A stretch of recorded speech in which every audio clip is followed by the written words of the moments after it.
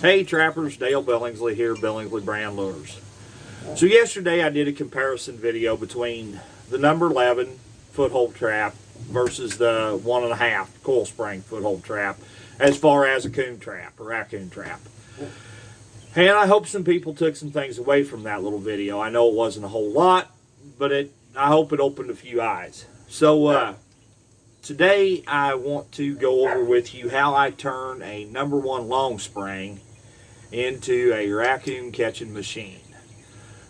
These traps are very cheap. You can pick them up used for anywhere from $1 to as much as $3.50, $4, depending on what you want to spend. Put a little work into them. By the time you're done, you might have a maximum of somewhere between $3 and $5 bill in a raccoon trap that will sure enough hold any raccoon that walks through. I have held one coyote in one time, a number 1, and I have held an otter in one time, a number 1 single long spring. So with that being said, let's jump right into this. Stay with me. We'll get the camera repositioned here so you can see what I do.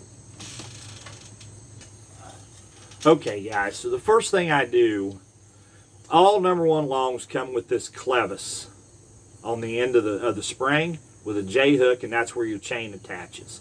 So the first thing you do is open that J hook up and move it from here over to here off the end of the frame. Now some of my old number 1s are starting to show some age. I need to replace some chain.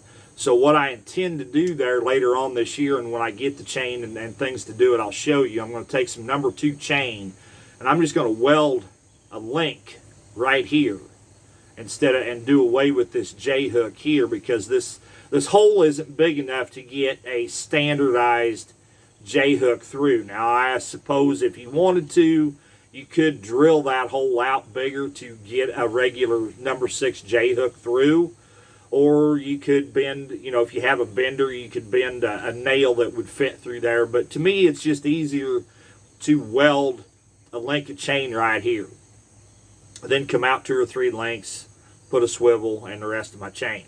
But anyway, what I did, I just opened the J hook and I slid it through there and then crimped it back together to put the chain on the opposite side of the frame. Then I take my pliers and I cut that chain, cut a link out of it.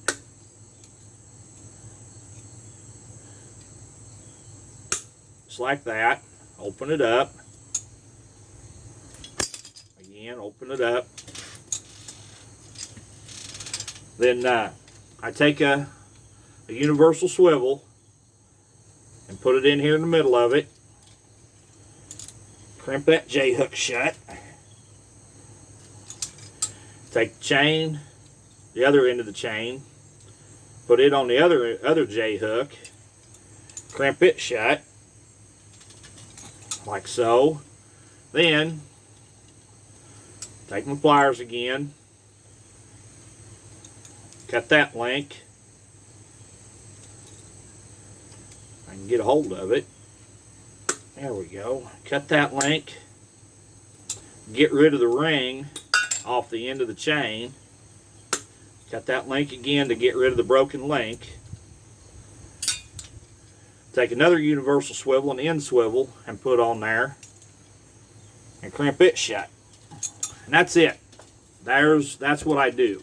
Now like I said, later on I'll show you. I'm going to get some number 2 chain and weld a link here, come out 3 lengths, put the center swivel in, then come out a few more lengths and put the end swivel on. Now what makes this such a great coon trap now, a raccoon trap, when that raccoon is caught and he's pulling with the chain off over here, now he pulls towards the spring instead of away from the spring where we would if the chain was still here off the end of the spring. Now you've got a superior, cheap raccoon trap. I hope this helps some of you younger trappers out and some of you older ones as well. Like I said, you can pick these up for a little of nothing really compared to what price of traps are today. You can buy these used for a little of nothing. I own about 20 dozen of these things. I use them and use them all the time. I've caught more than one trapper walking up a trail, stepping on one of my #1 long springs. Ed Smith, a local trapper down here, I know I've caught him several times.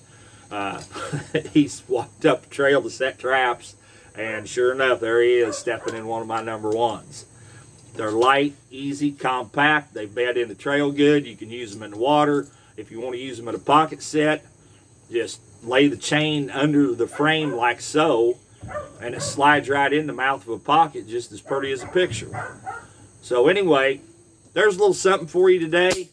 I appreciate each and every one of you watching. If you would, go ahead for me, please, and hit that thumbs up, hit that subscribe button, maybe hit that notification bell, and so you don't miss any of my other videos. Maybe you want to go back and check out some of my other videos that I've put up. Maybe there's something there that can help you along your way. Once again, this is Dale Billingsley with another one. Signing out.